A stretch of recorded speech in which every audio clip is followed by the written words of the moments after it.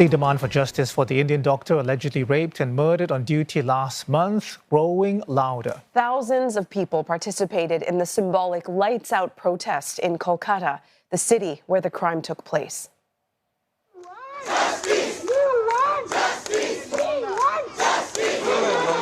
Holding candles, torches, and flashlights, residents took to the streets in a peaceful demonstration to express support for the victim's family. Her parents reportedly joined the doctors at the hospital where her body was found.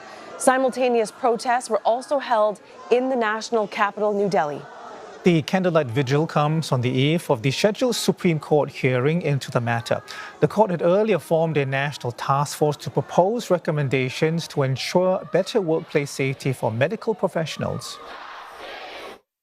আমাদের একটাই আজকে দাবি আমরা বিচার চাই আমরা এই যে জঘন্য হিংস্র ঘটনা ঘটেছে এই ঘটনার বিচার আমরা চাই এবং সেটা যত দ্রুত সম্ভব আমাদের কাছে দিতে হবে এটা আমাদের ডিমান্ড আমাদের একটাই ডিমান্ড ऐसे ही लड़ेंगे साथ रहेंगे रास्ते में रहेंगे तब तक लड़ेंगे ये मेरी जान की बात है हम लोग सब मिल के रहेंगे काफी लंबा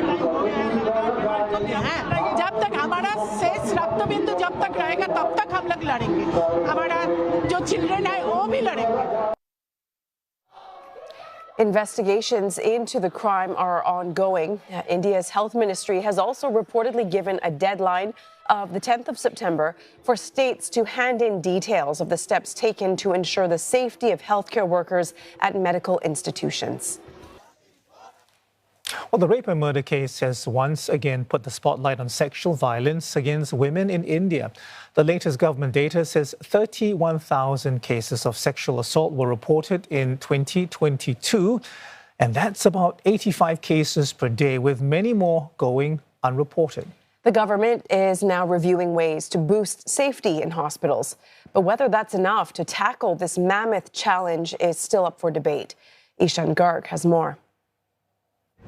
A walk through RG-Kar Hospital's compound is not the same for Amrita Pratyar and Suchishmita Majumdar. They've both been working at this hospital in Kolkata for the past 2 years, but the brutal rape and murder here of a colleague on August 9 is forcing them to look over their shoulders at every turn.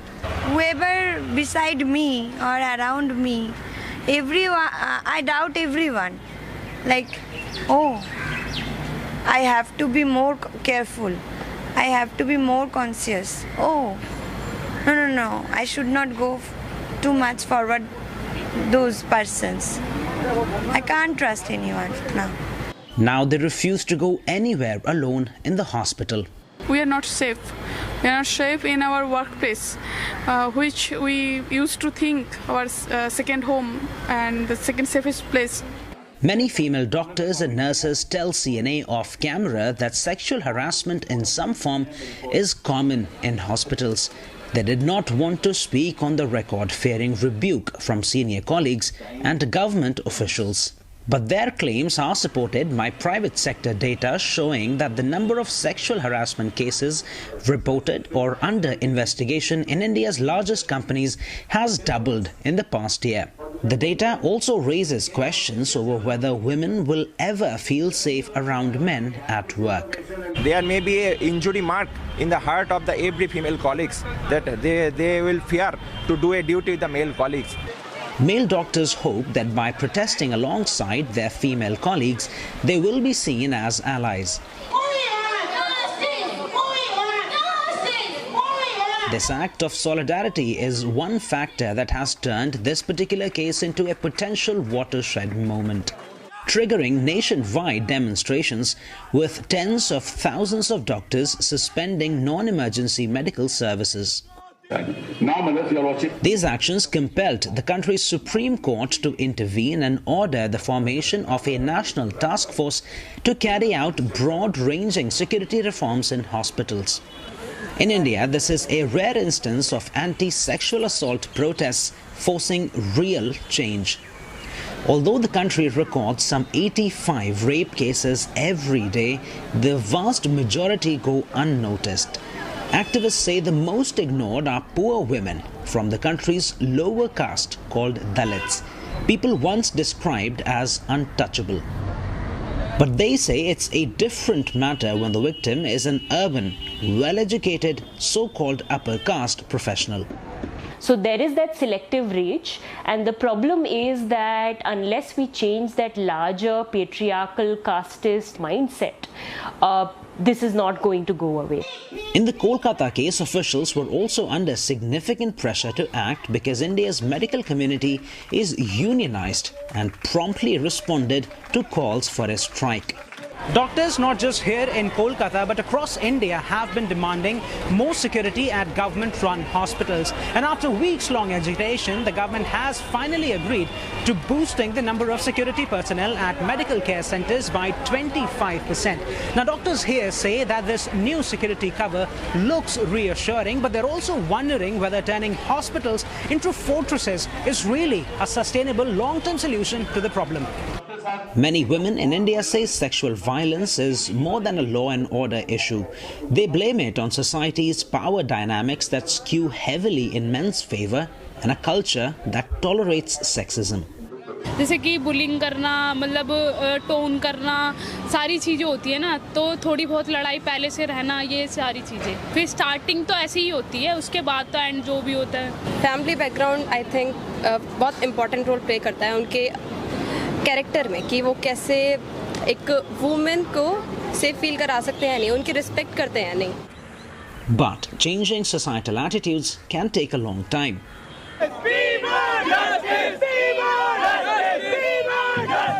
A major push in that direction came in 2012 after the gruesome gang rape and murder of a woman on a moving bus in Delhi. Tens of thousands took to the streets, forcing the government to strengthen anti-rape laws a year later. But legal experts say introducing the death penalty for the gang rape of a minor and potential life sentences for sexual assault of adults have not had the desired effect. It is the certainty of punishment and not the severity of punishment that deters. And that becomes very important in the context of sexual violence in India, because be it rape of adult women or rape of children, you see that rates of conviction remain low. Ms. Vishwanath argues that this may be due to shoddy investigations, poor handling of evidence, delays in court procedures and the tendency to not believe women victims. Furthermore, tougher sentences, such as a minimum jail term of 10 years, might actually be counterproductive. This will make judges more willing to acquit if they feel that the sentence is grossly disproportionate to the crime. The attention has to be on social reforms, governance measures, institutional reform, and actually focusing on the needs of the survivor. It's a long road ahead for change that cannot come quickly enough. For now, those impacted by this horrific crime in Kolkata say they can only keep supporting each other and fight to keep the issue center stage in the national conversation. Ishan, Garg, CNA, Kolkata.